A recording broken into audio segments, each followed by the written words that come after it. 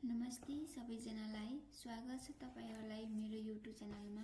आज हामी mechanic of structure को third chapter analysis of plane truss को एकदम धेरै इम्पोर्टेन्ट क्वेशन गर्न गइरहेको छौं। ल अब हामी हेरौं है। यहाँ के छ भने determine the force in the member of truss as shown in the given figure. हामीलाई फिगरमा दिएको छ र हामीले यो मेम्बरहरुको चाहिँ हामीलाई फोर्स निकाल्न भनेको छ। ल अब हामी हेरौं है। यहाँ कतिवटा मेम्बर छ पहिला काउन्ट गरौँ त। यहाँ एबी 1 2 3 4 5 6 7 8 9 वटा मेम्बर छ है। र हामीलाई यहाँ के दिएको छ, यहाँ दुईवटा रियाक्सन दिएको छ। यो दुईवटा रियाक्सनले के थाहा पाइन्छ भने हामीलाई यहाँ हिन्ज छ भनेर थाहा पाइन्छ। ओके, यसमा हामी आरवाई लेखौं र यहाँ आरएक्स लेखौं र यहाँ पनि एउटा भर्टिकल दिएको छ रियाक्सन, मैले छुटाएको रहेछु। यहाँ भने आरडीवाई लेख्ने।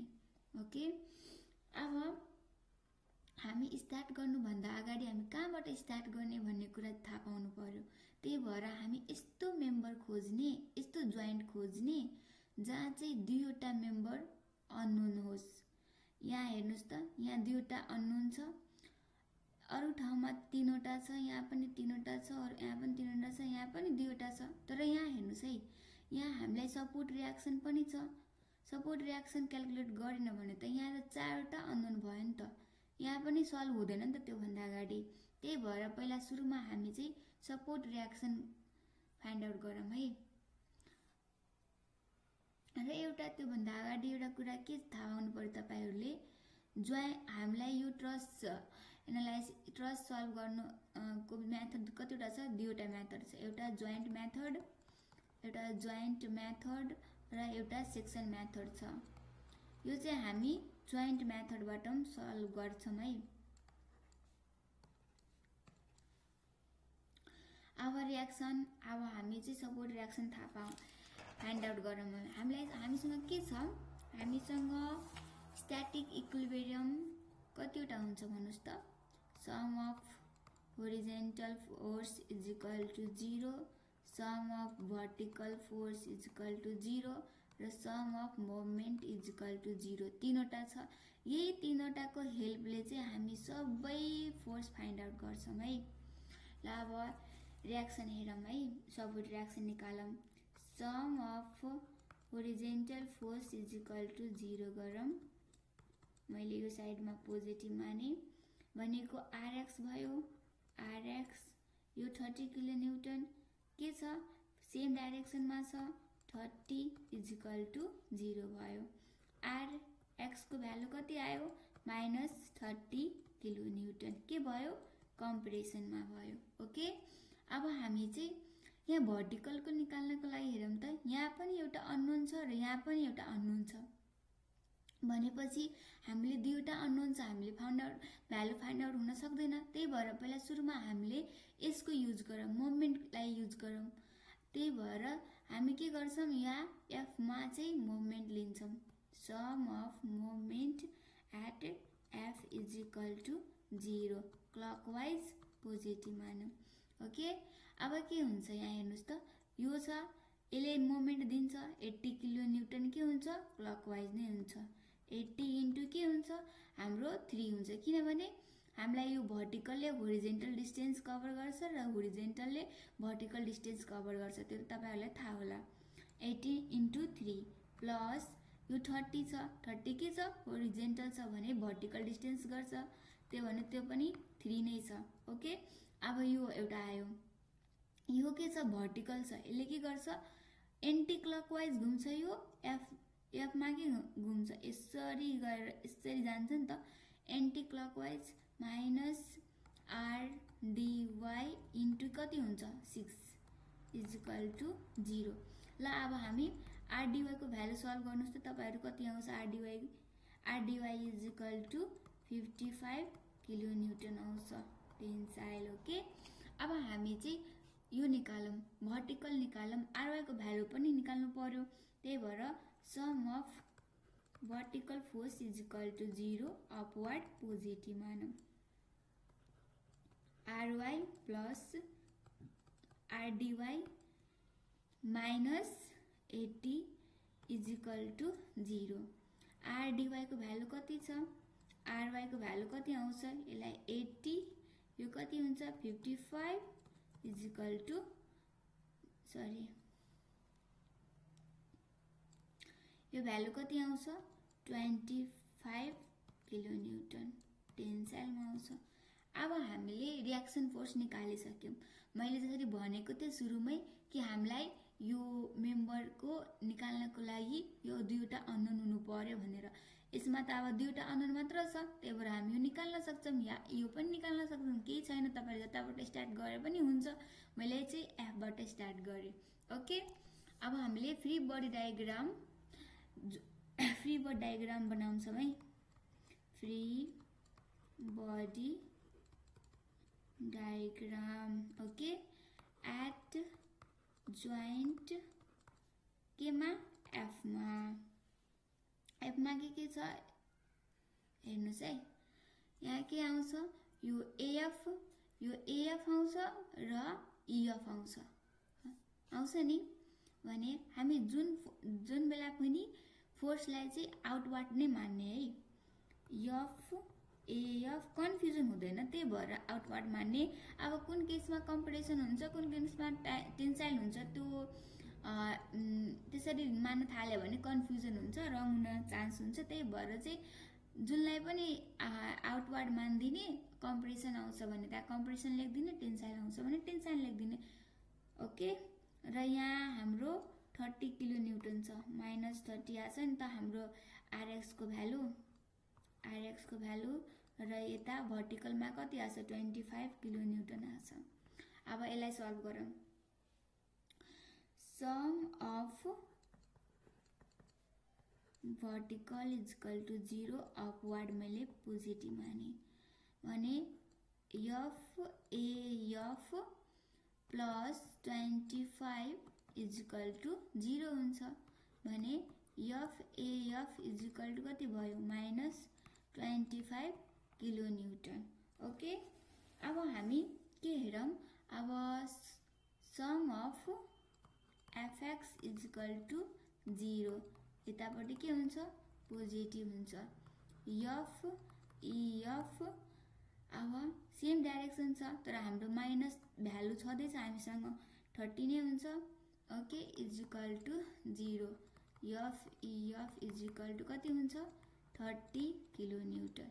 यो कम्प्रेसनमा छ, यो टेन्साइलमा छ। ओके ल, अब हामी जोइन्ट एफ को त फोर्स निकालिसक्यौं, एएफ र इएफ को निकालिसक्यौं। अब जोइन्ट ए लाई हेरौं है।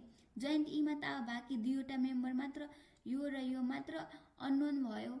त्यही भएर अब हामी जोइन्ट ए लाई सल्भ गरौँ भनेपछि एट जोइन्ट ए। ओके,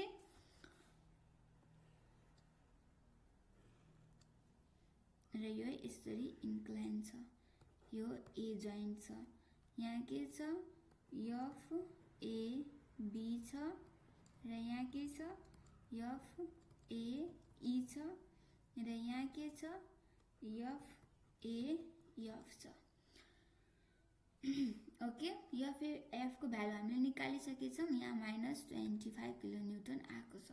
यहाँ हेरौं है, यहाँ इन्क्लाइन छ। इन्क्लाइन भएपछि तपाईलाई रिजल्भ गर्नुपर्छ भनेर कुरा थाहा होला। यहाँ हेर्नुस् त, यो हामीलाई एंगल दिएको छैन, तर यहाँ यो एंगल निकाल्नको लागि यो पी भयो, यो बी भयो। हामीले tan इन्भर्स यो के छ पी को पी बाई बी हुन्छ 3 डिवाइडेड बाई 3 गरे भने 45 डिग्री आउँछ। भनेपछि यो एंगल 45 डिग्री भयो भने यसको अल्टरनेट एंगल यो पनि 45 डिग्री भयो। ओके, अब यसलाई रिजल्भ गरौँ हामी।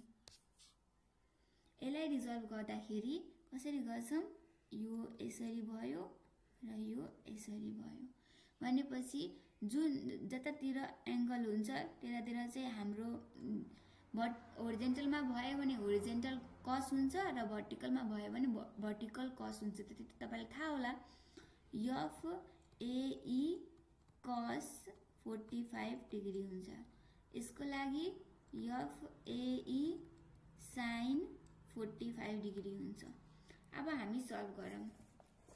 अब यो एउटा कुरा हेर्नुस् त, यहाँ यो के छ, यहाँ हामीलाई भर्टिकलमा एउटा नोन छ तर होरिजेन्टलमा दुईवटा अननोन छ कि, यहाँ AB र AE दुईटा अननोन छ।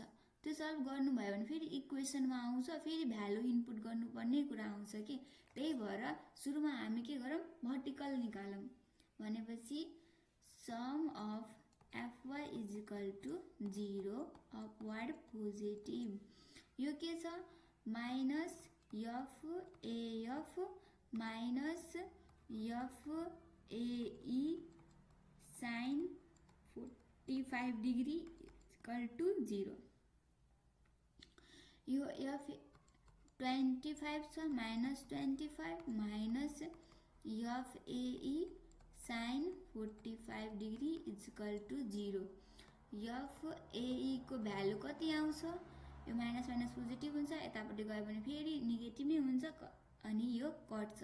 त्यही भएर कति हुन्छ 25 डिभाइडेड बाई साइन 45 डिग्री, यसको भ्यालु आउँछ 25√2 आउँछ। यो चाहिँ किलो न्युटन, यो टेन्साइलमै आउँछ। अब हामी होरिजेन्टल निकालौँ। Sum of Fx is equal to 0, यो साइडमा पोजिटिभ हुन्छ। अब के गर्ने, AB FAB अब plus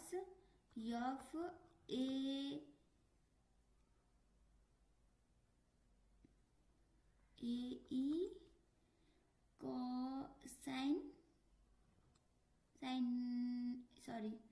cos FAE cos 45 degree is equal to 0 हुन्छ। ओके, अब हामी FAB को भ्यालु निकाल्नु छ हामीलाई। FAB इज इक्वल टु, यो यतापट्टि गयो भने माइनस हुन्छ, 25√2 cos 45 डिग्री भयो भने यसको भ्यालु कति हुन्छ माइनस 25 किलो न्युटन, यो भनेको कम्प्रेसनमा भइहाल्यो। अब हामीले के गर्यौं, F को भनी निकालिसक्यौं, A पनि निकालिसक्यौं, अब बाँकी भयो B को निकालौँ अब, किनभने B मा अननोन भयो दुईवटा मात्र बाँकी, अब यो र यो।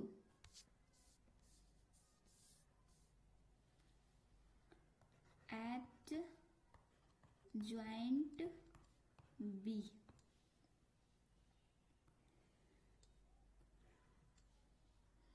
यो माथिबाट 80 किलो न्युटन लागिरहेछ, यता साइडमा FBC हुन्छ र यो साइडमा FAB छ। त्यो डायग्राम हेर्नुस्, डायग्राम त्यही छ, त्यस्तो कन्फ्युजन हुने कुरा केही पनि छैन यहाँ है।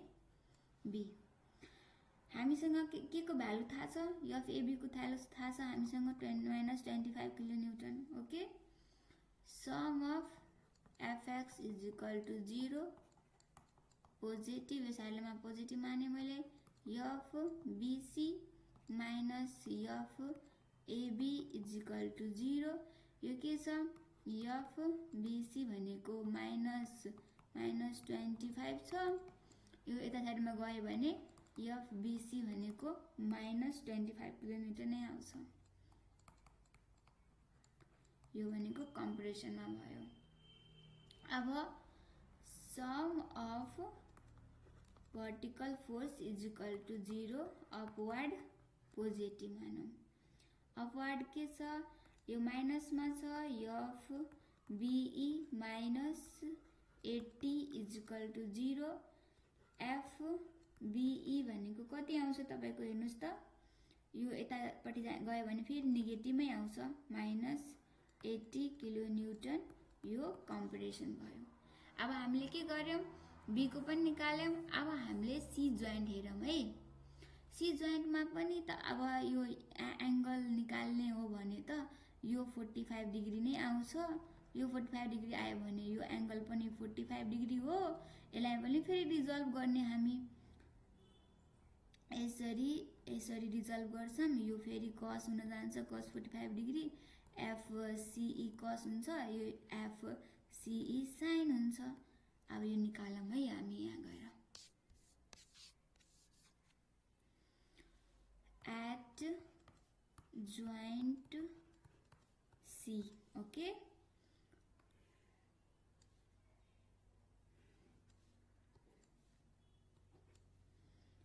एफ बीसी र यो के भयो एफ सीडी, यो यसरी यो छ एफ सीई, ओके, यतापट्टि 30 किलोन्युटन लागिरहेछ। एफ बीसी को भ्यालु हमरा कति आछ यहाँ हेर्नुस् त 25 किलोन्युटन आछ, माइनस 25 किलोन्युटन, माइनस 25 किलोन्युटन छ। अब यसलाई हामीले रिजल्भ गर्ने, अघि नै मैले भनिसके सबै कुरा, यो रिजल्भ गर्ने कुरा F CE cos 45 degree, F CE sine 45 degree हुन्छ, ओके।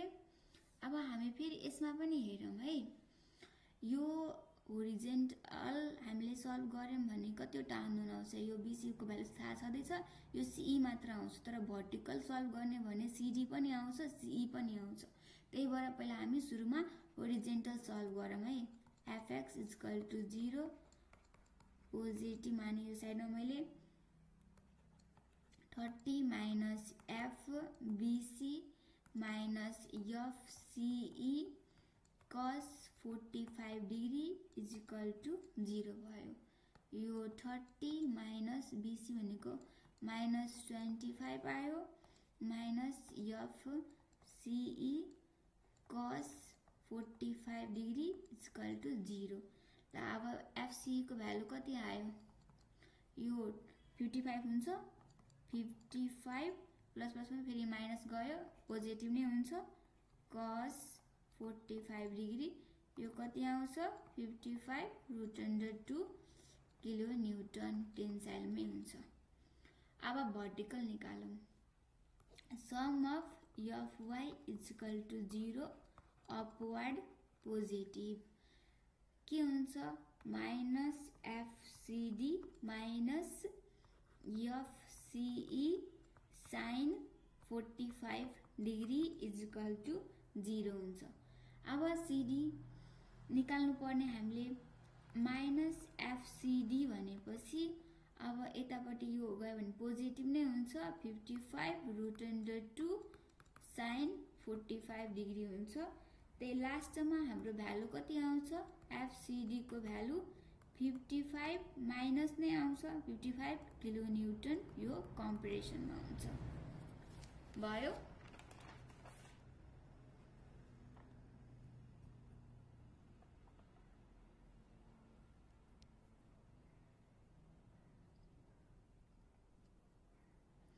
ओके, अब हामी के गरौँ, हामी अब माथि हेरौँ है। हामीले यो बीसी को पनि निकालिसक्यौं, अब बाँकी छ हाम्रो सीडी निकालिसक्यौं, यो डीई मात्र बाँकी छ के। त्यही भएर अब हामी डी लाई लियौं है, एट जोइन्ट डी गरौँ, एट जोइन्ट डी, ओके। यो के छ